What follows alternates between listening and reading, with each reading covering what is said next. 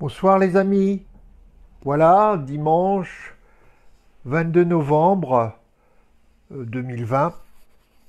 Et en fait, c'est déjà presque un mois avant Noël. Donc, beaucoup de personnes, euh, peut-être maintenant, au lieu de se décorer des couleurs des ODD, commencent à mettre des boules à leur sapin ou des lumières de couleur à l'extérieur. Ça me donne des idées. Peut-être qu'il faudrait, dans les années qui viennent, développer des décorations de Noël qui rappellent le cercle vertueux des ODD, 17 objectifs, une promesse, ne laisser personne de côté. Bonsoir donc, et c'est le moment de reparler de l'actualité des objectifs de développement durable. Il se passe énormément de choses et moi-même, là, je ne peux pas vous raconter tout. Je note quelques points dans la semaine et je vous propose aussi quelques nouveaux événements à avoir en tête. Donc cette semaine, je dirais que il y a eu beaucoup de publications. Le troisième volet de Repenser nos sociétés à l'aune des objectifs de développement durable. Vous trouvez ça qu'est-ce que je raconte? Sur le site de la Fondation Jean Jaurès, toujours préparé par Jennifer de Temmerman et Alain Dubois. Cette semaine aussi, et peut-être que c'est intéressant à noter, la Banque mondiale a mis en ligne, et vous le retrouverez sur la page Facebook au déjà dimanche, un atlas ODD pour suivre d'une certaine façon la mise en œuvre de différents objectifs.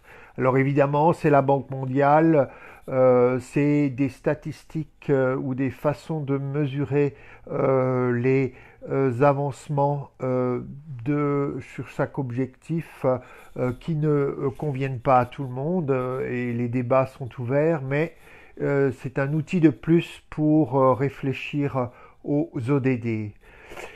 Cette semaine également, et là on arrive tout doucement à quelque chose qui va être brûlant, hein. C'est un mauvais jeu de mots là, oh là là, fais attention. On a eu donc la fin de la mobilisation de COP26 Coalition avec l'adoption de ce qui s'appelle l'accord de Glasgow. Alors vous savez peut-être que la prochaine COP, la COP 26, devra se passer à Glasgow l'année prochaine, en novembre ou en décembre. Mais la société civile est déjà mobilisée et d'une certaine façon, 5 ans après les accords de Paris, qui d'ailleurs, réfléchissons bien, on arrive tout juste au 5e anniversaire, ce sera le 12 décembre et on en reparlera. Donc la société civile organisée s'est dit finalement il ne s'est pas passé suffisamment de choses pour changer les trajectoires en termes de climat et d'émissions, etc. Il va falloir que les citoyens s'en mêlent. Et donc, il propose un texte d'accord de Glasgow qui mobilise la société civile. Et vous trouverez ça aussi en lien sur la page Facebook ODD au déjà dimanche. C'est vraiment intéressant de s'imaginer que finalement, si ça ne fonctionne pas en top-down, de haut en bas, eh ben nous, citoyens, nous avons dans des processus démocratiques, dans des sociétés démocratiques, aussi la possibilité de faire, de prendre le pouvoir d'une certaine façon et de bas en haut mettre en œuvre une mobilisation pour la réduction des émissions de carbone et une tentative de contrôle du réchauffement climatique. Donc, allez voir les premiers textes de l'accord de Glasgow en pensant que le 12 décembre, on va marquer les 5 ans de l'accord de Paris, donc peut-être un moment de mobilisation pour tous ceux pour qui l'ODD 13 est très important et tous les autres acteurs ODD. Et puis ensuite, évidemment, la marche vers Glasgow, la COP26 en 2021. Donc ça, c'était la semaine passée. La semaine passée, je regarde un peu. Évidemment, on peut dire sur l'histoire du climat, il y a aussi eu évidemment la décision du Conseil d'État qui demande au gouvernement dans les 3 mois, de s'expliquer sur la façon dont il prend des mesures pour tenir ses engagements en termes d'émissions et de climat. Et donc, pour terminer sur les nouvelles, on peut aussi dire qu'aujourd'hui, la nouvelle est tombée. Il va y avoir une loi ou des mesures condamnant ce qu'on appelle un écocide. Alors je crois qu'il y a déjà des débats pour savoir si si ça répond suffisamment aux attentes de la société civile. N'empêche que vous l'avez peut-être entendu dans les médias aujourd'hui, Barbara Pompili et le ministre de la Justice Dupond-Moretti ont annoncé, je crois par l'intermédiaire des médias, cette nouvelle mesure. Donc on avance. Alors je salue au passage un certain nombre de mes amis qui regardent, enfin de nouveaux amis, de citoyens de l'anneau, de gens engagés, Olivier, Razak et d'autres. Merci d'être là avec nous. Donc maintenant, où en sommes-nous si on veut faire vite, je regarde l'heure, j'ai encore 4 minutes. C'est de nouveau des semaines donc de mobilisation, toujours devant nous, des semaines où on peut être acteur, où on peut s'intéresser, s'informer, découvrir un peu plus les objectifs de développement durable, la façon dont notre France, notre pays, nos concitoyens les mettent en œuvre, mettent en œuvre. Donc voilà.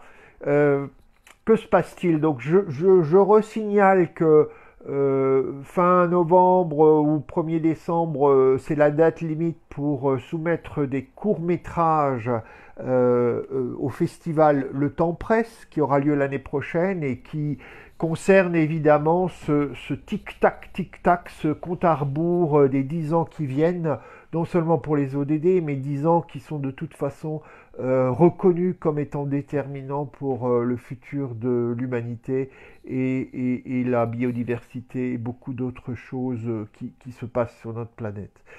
Donc, le temps presse. Ensuite, je ne peux pas encore vous en dire beaucoup, mais il y a un événement parisien autour des ODD et de l'agenda 2030. Vous trouverez les informations hub quelque chose.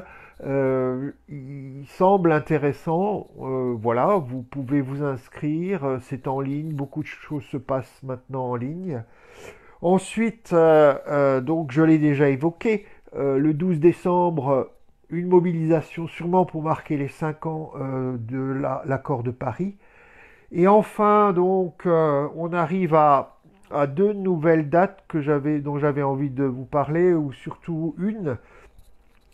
C'est le comité 21, donc vous savez, ce collectif qui est aussi mobilisé pour les ODD, qui fait le tour de France des ODD. Ce collectif 21 avec d'autres partenaires, nombreux partenaires d'ailleurs, met en route une réflexion sur la mise en œuvre de l'objectif 17. Donc, l'objectif 17 sur les partenariats, ça me paraît très très intéressant de s'intéresser à qu'est-ce qui se passe au niveau de l'objectif 17 et de la façon dont on arrive à travailler et à être ensemble. moi, je suis très mobilisé par cette question, notamment en pensant aux populations les plus directement visées par l'agenda, donc des populations qui n'accèdent pas comme d'autres à l'éducation, à la santé, qui vivent dans des situations parfois de faim ou de pauvreté, euh, qui aujourd'hui encore, au niveau sanitaire, logement décent, vie en communauté durable, ne sont pas forcément les plus privilégiés. Donc comment ces personnes-là, ces groupes-là, et des représentants de ces populations sont inscrits dans des partenariats, sont acteurs, force de proposition, euh, peuvent prendre des rôles et aussi suivre dans un monitoring, comme on dirait en anglais, dans un suivi, une évaluation, ce qui se passe et si vraiment ça sert ces populations les plus défavorisées.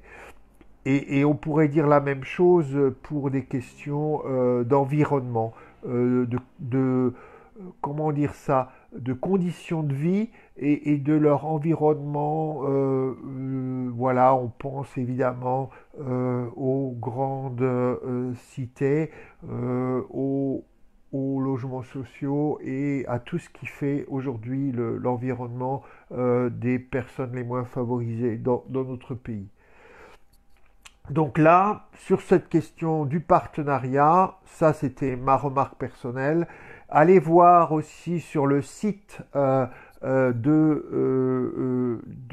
la page Facebook ODD Dimanche, vous trouverez le lien pour vous inscrire au lancement de cette réflexion sur l'objectif 17 par le comité 21. Et je terminerai, mais là je vois que j'ai oublié quelque chose d'important. Hein. Donc comment ça chemine vers le 5e anniversaire de l'accord de Paris. Global Compact France, donc c'est plutôt, je dirais, le réseau lié à l'ONU qui mobilise les entreprises autour des objectifs de l'ONU et notamment de l'agenda 2030. Global Compact France invite les entreprises à s'engager autour de la question donc des émissions pour tenir en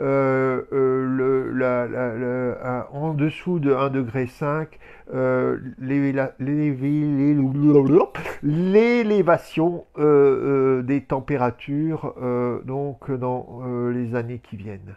Donc là aussi, il y a une date limite, je crois le 1er décembre, pour les entreprises pour affirmer leur engagement autour de l'ODD 13 et des émissions de carbone.